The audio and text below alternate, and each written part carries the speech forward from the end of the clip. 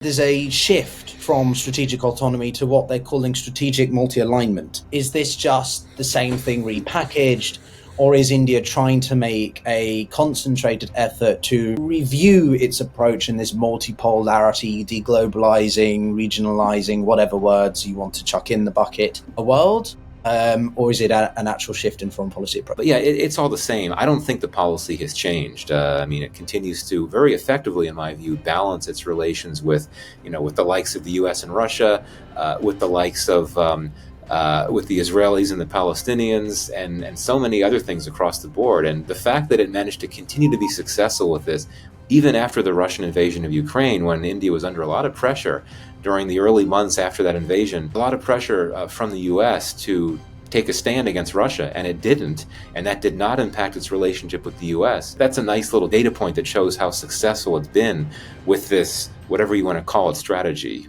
strategic multi-alignment, strategic autonomy, whatever the case may be. This is The Global Gambit. All right, welcome back to part 2, everyone. It's The Global Gambit. We're here with Michael Kugelman, South Asia, writer for South Asia Brief, Foreign Policy Magazine. And in part 1, we were talking about initially the Trump tariffs and India's sort of relationship, the Modi-Trump relationship. And then we went into a little bit more of India's place in the world, given these new geopolitical dynamics. But in part 2, I want to break down a little bit more closer to home what Michael was leaving as a very natural, good cliffhanger about India's challenges, just in its near abroad and its own sphere of influence. It is certainly a regional power. But one of the things that we had, Michael, during a conversation with Abhijit Iramitra, who is someone who's much more, I think, supportive of Modi's government, and he has a very big support base from that perspective, is that India is facing a growing challenge on both borders.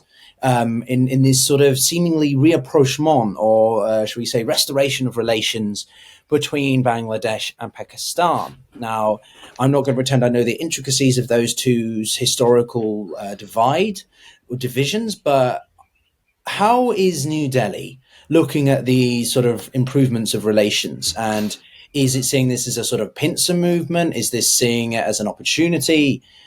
Break this down from where you see things. Yeah, I certainly think that New Delhi is concerned about this. I think that for so many years, India could take for granted that it would have a close relationship with Bangladesh, which it did, because the leader in Bangladesh, Sheikh Hasina, who was in power for more than 15 years, along with another term in power earlier, had a very deep relationship with India. During the Modi era, she was very close with Modi, but she, because of her family and especially her father, also had a close relationship with the Congress Party in India. So just like a very strong comfort level that India had with Bangladesh for quite some time. But then when you had this shock event last year when Sheikh Hasina was ousted from power after a mass movement, that in of itself had a major effect on how how India looked at Bangladesh. The new government in Bangladesh is one that India looks on with concern, mainly because it has, well, first of all, the interim government chief advisor, Mohammed Yunus, has often been very critical of India. And the view in New Delhi is that Yunus's government has provided space to actors, including Islamist actors that are critical to, if not hostile to India, as well as sympathetic to and friendly to Pakistan. Now, getting to the Pakistan factor, I don't think we should overstate, we talk about a rapprochement between Bangladesh and Pakistan. There's not too much happening in that relationship, but it is significant to point to this just because there is really nothing going on between Pakistan and Bangladesh for so many years. Pakistan's army, according to many scholars across the board, committed genocide when it tried to stop the Bangladesh independence movement. So for understandable reasons, Bangladesh-Pakistan relations were quite frosty for many years. There had been, very interestingly, a brief effort when Imran Khan was prime minister in Pakistan to try to reach out to the Bangladesh government. He and Sheikh Hasina had a call. They exchanged letters. Nothing came of that, though. But what we're seeing now, even if it's not much, is significant. Even if it's just symbolic, the fact that a few months ago you have had, for the first time since 1971, the first time since Bangladesh achieved its independence, that a Pakistani cargo ship delivered goods, a bunch of cotton, to Bangladesh. there was not much of a trade relationship between Pakistan and Bangladesh, and now that's beginning to resume. But what really worries India, and this is not a surprise to anyone, is the fledgling defense ties between Bangladesh and Pakistan. Again, there's not all that much happening, but there have been some meetings, some engagements between senior military officials or defense officials in Pakistan and Bangladesh. As I understand it, there's been some discussions about Bangladesh importing a package of Pakistani jets. Now, Bangladesh is heavily reliant on China for its military supplies, but that makes India even more concerned, right? I mean, if it starts to worry that Bangladesh is going to scale up its defense ties with Pakistan and it's going to start importing Pakistani military hardware, even as Bangladesh continues to import and depend on Chinese military support, that could be something that I wouldn't describe as alarming for New Delhi, but certainly quite concerning. But I would caveat this by the fact that we're still not seeing that much happening with Bangladesh and Pakistan. Even on the trade front, not that much. I mean, Bangladesh and Pakistan, you look at their export strategies, they basically both rely heavily on textiles and garments, RMGs in the case of Bangladesh. So they're sort of more economic competitors than natural partners. Bangladesh, I think, does see Pakistan as a country that could be a source of material and parts for its RMG sector, but not much there. And even on the defense front, which India really worries about the most, to this point, it's just been a lot of discussions between the two sides. Okay, yeah, it seems like it's still very early stages. I just remember there being a quite notable article I wrote in Al Jazeera. It sort of gave me this sort of idea to explore this further. The way you describe the Bangladeshi-Pakistani relationship sort of reminds me almost of other countries, which are sort of some academics are called cooperatively competitive. They cooperate on things, but they compete on the most basic or essentials of the share, at least when it comes to trade and economics or commerce. But I remember speaking to the chief communications representative, Imran Khan, a few weeks ago, and there was this notion. I remember that during his leadership period, there was a real set of opportunities here, but since then, with the military leadership in Pakistan, things have dissipated. And obviously Bangladesh's remarkable, extraordinary set of events over the summer of last year. Basically, we have two big, relatively new leaderships in each country. So, how far could this potentially go? And is it about trying to simply restore things over time? Is it as a way to try to counterbalance against the dominance of New Delhi in South Asia or the sub-Indian continent? Where does China fit into this, which I do want to unpack a little bit further down the road? Just a little bit more about those sort of recent political changes in each country and how that plays out in the region. Yeah, I think both Bangladesh and Pakistan have very compelling geopolitical reasons to try to strengthen their bilateral ties. In the case of Bangladesh, I think the government wants to assert and really amplify its independence from India. I think that, or I shouldn't use the term independence, but its autonomy, and it's the fact that it's not going to be influenced in its foreign policy by what India thinks and wants. I mean, this is a very important message that the new government in Bangladesh has been trying to send, particularly because Sheikh Hasina and her government were so close to India. They certainly did things that India might not have liked, like strengthening ties with China, but only within limits. I think that the Sheikh Hasina-led governments in Bangladesh were always very cautious about what they did for fear of upsetting their ties with India. Whereas with the Yunus government in Bangladesh, they certainly value the relationship with India. And Modi and Yunus met on the sidelines of a regional summit in Bangkok last week. But I think that this is a government in Bangladesh, in part for domestic political reasons, that wants to show that it's not going to be deterred by what India would want it to do. And so that's one big reason why it wants to show that it is capable, it's willing and able to try to deepen ties with Pakistan. Now, in terms of Pakistan, Pakistan needs friends, to be very honest, and it doesn't have many friends in its own neighborhood. I would argue, interestingly enough, Sri Lanka is one of its only close friends in the region, and that goes back to what happened during Sri Lanka's civil war. So I think that for Pakistan, the opportunity to demonstrate this growing partnership with a neighbor is very important. I mean, and that's really for symbolic reasons, optical reasons, but also, again, it needs friends. Now, Pakistan's need for friends in many cases is predicated on its need for economic support. And it does have a number of powerful friends like China, Saudi Arabia. They could provide capital investments that Bangladesh cannot provide at this moment. But still, yeah, I think that Pakistan does look to Bangladesh potentially as a useful trade partner. Again, Pakistan trying to generate revenues however possible. As I said before, it's going to be difficult to really find a sweet spot for Bangladesh-Pakistan trade relations. But the interesting thing is that the Bangladesh-Pakistan relationship, to the extent that it exists, it has been heavily in Pakistan's favor. It's mostly Bangladesh has been importing a lot more from Pakistan than Pakistan has been importing from Bangladesh. So that helps Pakistan. But it does see some economic benefits potentially coming out of a deeper commercial relationship between the two countries. But yeah, I think that they want to take things forward to the extent that they can. But there could be some limitations. I don't want to overstate this, but you look at the army in Bangladesh, which does not at all play the dominant role in policy that it does in Pakistan. But the army chief in Bangladesh, who's been in power for a long time, he's close to Sheikh Hasina, including by family. There's some family relations there, I think. And so, the military in Bangladesh is not going to be in a position where it tries to stop Yunus from doing something he wants to do. But there is still that factor that, as Bangladesh pushes closer to Pakistan, how might the military in Bangladesh think about that, even if it's not going to act on what it's thinking? I think that's sort of an interesting little side story to keep in mind.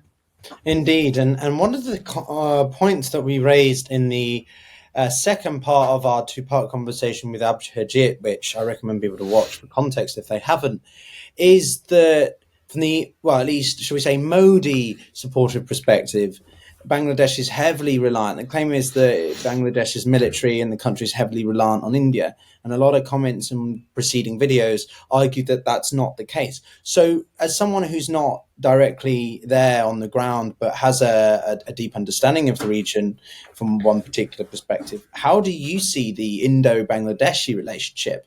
And obviously New Delhi's not very happy that they've lost their sort of strong support base in the leadership from the previous government.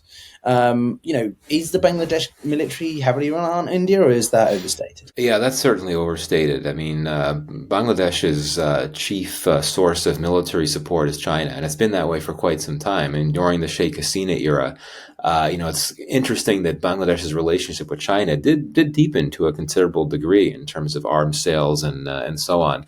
I mean, certainly Bangladesh has been reliant on India for many things, particularly in terms of development assistance, trade, connectivity. There's a lot of convergence and partnership on that front. But in terms of military supplies, China has been its major patron and benefactor. And going back to what I said before, given Bangladesh's longstanding military cooperation with China, if it starts to look to build up a defense partnership with Pakistan, that's sort of a triad. That Bangladesh, China, Pakistan triad would really concern India in a big way. But I think we have to look at this with nuance. We talk so much about how deep the relationship was between Bangladesh and India when Sheikh Hasina was in power, which it was. But there are some issues. I mean, border security. We've had cases a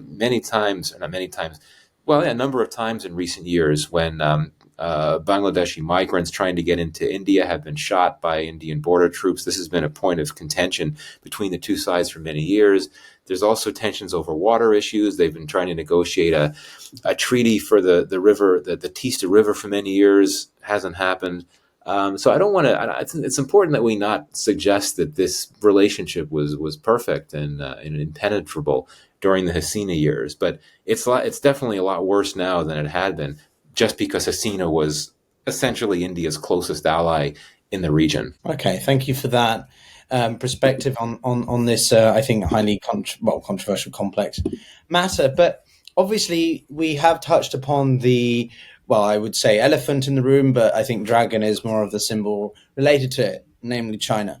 Now, of course, the Indo-Sino relationship is one of multifaceted aspects. But before we get into maybe a little bit of that and what we touched upon at the very start of part one in the US-Indo trade dynamics is the notion of the string of pearls strategy. Now, for people who are not familiar, this is a concept, a hypothesis by predominantly American strategists who argue that China is sort of effectively trying to hone India or keep it honed in, rather, mainly because it's a string of pearls strategy which goes from Hong Kong all the way around through Cambodia down to Chittagong in Bangladesh to Gadar in Pakistan, follows very closely oil shipping lane routes. So is this sort of a notion that India feels? Is this something that geostrategically China is trying to do, sort of keep India at bay, well, physically and metaphorically speaking, and this is where Bangladesh and Pakistan come into play a little bit, or is that a overstated sort of concept as well? Yeah, I mean, this string of pearls notion. I mean, this is something. This is not necessarily just an American thing. I mean, this is a term and a phrase that you've heard used by Indian strategic thinkers for quite some time, and going back before the Modi era, quite frankly. And this also goes back before the Belt and Road Initiative era. We've seen this trend of Chinese infrastructure investments around South Asia for many years, and certainly it's something that's concerned India because of the fear that these development projects and infrastructure schemes could have dual use purposes and could have military purposes one day, not just commercial purposes. And I think that concern has grown in more recent years as we've seen Chinese naval power projection increase in the Indian Ocean, the western parts of the Indian Ocean, as well as the opening of a Chinese military base off Djibouti several years back. So I think it all comes together and has presented concerns for India for sure. But you look at how things are playing out now, and really over the last few months. It's a very notable development that India has been looking to ease tensions with China. It's been looking to seek some type of limited rapprochement, not a full-scale rapprochement, but I would say a limited one. And, there was a border deal signed between India and China last October. They announced that they would restore direct flights. Soon after that, Modi met Xi in Russia on the sidelines of the BRIC summit last year. And then, in a podcast, just a few weeks ago, Lex Friedman, I think it was called, podcast, Modi said that, we want stronger relations with China. And that's a pretty big deal, given how tense the relationship has been, especially since a really deadly border clash in the Ladakh region almost 5 years ago. So this sort of poses an interesting question. Why does India want to do this, particularly given the strategic concerns that we've been discussing about this whole notion of string of pearls? Can it really trust China in that regard? I think that this is a factor of several things, rooted in several factors. One is that I think India recognizes that a deeper commercial partnership with China can be useful. They've continued to trade on very high levels, even after the Ladakh clash, the border clash a few years ago. But Chinese FDI has really been reduced in a big way. India has really subjected that Chinese FDI to more scrutiny. But I think that I know that a number of officials in India believe that now is the time to try to ease up on those FDI restrictions, because China could actually provide Chinese FDI could be very helpful to India's economy, particularly in some of these sectors that have been sputtering a bit, like manufacturing, renewables, and so on. And I think the view in New Delhi is that if you're able to reconcile to an extent with China, you create more diplomatic and also political space at home to justify easing up on those FDI restrictions. So I say that, but I'll also say this. Just in the last few days, India's commerce minister announced that BYD, which is, of course, the Chinese electric EV powerhouse, is not going to be given access to markets in India. So I think there's maybe a little policy battle playing out within the Indian government. Final point I'll make on this and why we're seeing this change in India's approach to China in recent months might be the Trump factor, quite frankly. Trump himself has said that he wants to work with China.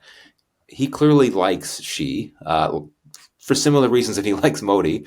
And I think that Trump does not want the U.S. to get embroiled in a war. He doesn't want the risk of a conflict with China. And even while he continues to pursue economic competition with China, as we've seen from the tariffs and all of that, but I think India's perspective is that, well, if the U.S. is looking to ease up on its tensions with China, maybe it's important that that we do so as well. Now, this gets into very complex issues. And the U.S. and India do not have an alliance. India doesn't do alliances. If India were to find itself in a conflict or a war with China, it would not wish for nor expect the U.S. to jump in and support it because they're not allies. But I do think that there are things the U.S. has done to help India vis-a-vis China in recent years. The Americans provided intelligence to India a few years ago that helped India preempt a potential Chinese incursion over the border. And maybe there's be a view in New Delhi that type of support maybe can't be taken for granted as much as it used to be, and that's a good reason for India to try to ease tensions with China. So I'm speculating, but I think it is important to show that nuance in how we look at this issue. Who doesn't love and not expect a little bit of speculation sprinkled in here or there and everywhere in geopolitics, I think, Michael. But I mean, to your point, I personally believe that Trump's foreign policy has been about China in the sense of he wants to get rid of himself or at least stabilize other things that he don't think are as strategically significant, say the Middle Eastern situation, the war in Ukraine, etc., right? Because his main emphasis is the strategic adversary that is China, the systemic rivalry between the US and China. And India is obviously a disproportionately important counterweight to that, of which the Biden administration have known, I think, as well. But I'm surprised that you think Trump likes Xi as much as he does Modi, because the policies don't illustrate that. He's raising tariffs, or has done now, to 125% on imports from China.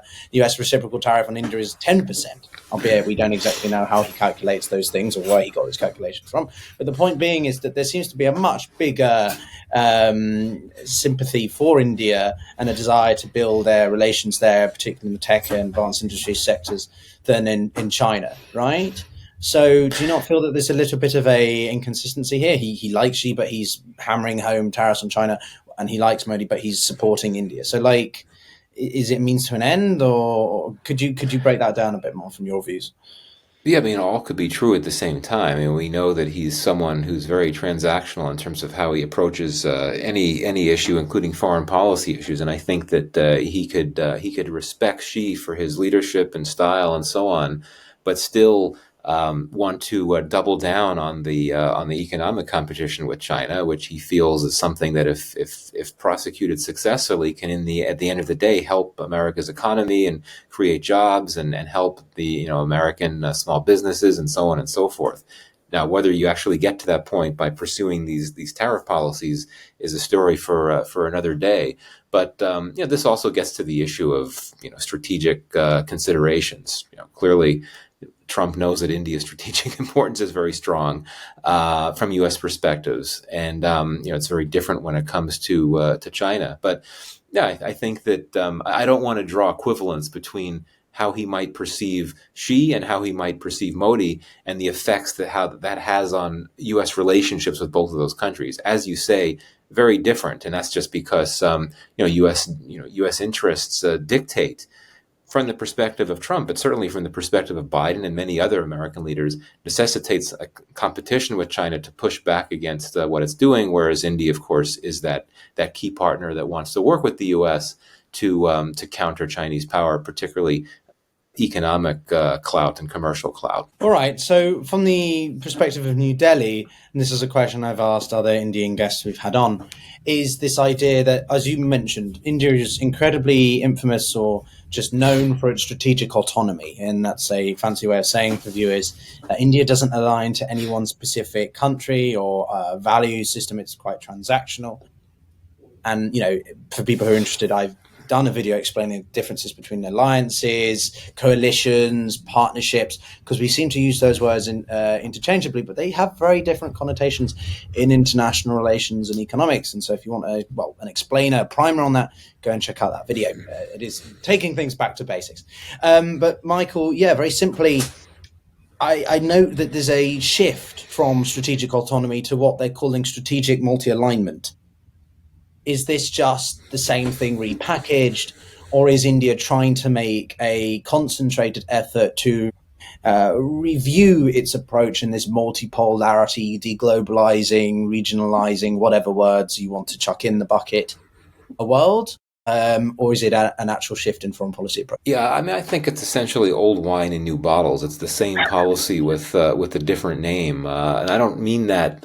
I don't mean that to come across as negatively. I mean, I think this makes sense from India's perspective. Yeah, well, who doesn't? But no, I think that strategic multi-alignment. I think that might reflect this notion that India is working very closely to ensure that it can have significant partnerships with different, not different blocks, but different groupings of states around the world. And I think this gets into the issue of the global South and how India does indeed see itself, or wants to see itself, as an advocate and a leader of the global South. That harkens back to its role in the non-aligned movement, where it was one of the leaders of that movement. So I think it's funny to come back to that idea. But yeah, it's all the same. I don't think the policy has changed. I mean, it continues to very effectively, in my view, balance its relations with the likes of the U.S. and Russia, with the likes of with the Israelis and the Palestinians, and so many other things across the board. And the fact that it managed to continue to be successful with this, even after the Russian invasion of Ukraine, when India was under a lot of pressure during the early months after that invasion, a lot of pressure from the U.S. to take a stand against Russia, and it didn't, and that did not impact its relationship with the U.S. I think that's that's a nice little data point that shows how successful it's been with this, whatever you want to call it, strategy, strategic multi-alignment, strategic autonomy, whatever the case may be. Mm-hmm. Yeah, another case. I think I might be doing another video now, come to mention it, of all the terms we use in international relations to relax: bandwagoning, burden sharing, bargaining. There's a lot of we need an entire dictionary or something on YouTube. But anyway, Michael, I mean, to leave it for us before we have you again, hopefully very soon, is where do you see things being, in the next quarter, shall we say? Do you feel bullish, not just about India, but the Indian subcontinent, about Pakistan, Bangladesh, India? Are there going to be an improvement in relations? What do you think people should look out for, and what would you most emphasize to take away from our conversation today? Well, come back to the issue of the tariffs that we mentioned before. I mean, there is a pause for 90 days. But I'm going to be watching to see, are they reinstated? Because if they are, that could have significant implications for South Asia. One thing that I was thinking about a lot before I knew that they were going to be paused was that you got some very vulnerable economies in South Asia that are also heavily dependent on the U.S. as export destinations, right? Not talking about India necessarily, but Bangladesh, Sri Lanka, Pakistan, the three countries other than India that were hit with reciprocal tariffs. They're not in they're in very precarious states economically, and for all of them, the U.S. is the top export destination. So that's not a good combination. So if the tariffs come back, if they snap back, I think that I'm going to be watching very closely to see the impacts that could have on these already vulnerable economies. I'll definitely also be watching to see what happens with the India-China relationship. That is so fascinating that you're starting to see this desire on the part of both sides to make things work there. That definitely is something that I'll be looking at as well. Great. Well, thank you very much, Michael Kugelman, writer of the South Asian Brief at Foreign Policy Magazine, and generally, I think, well-illustrated expert of Southern Asia, India, Bangladesh, Pakistan, so many more intricate details in between.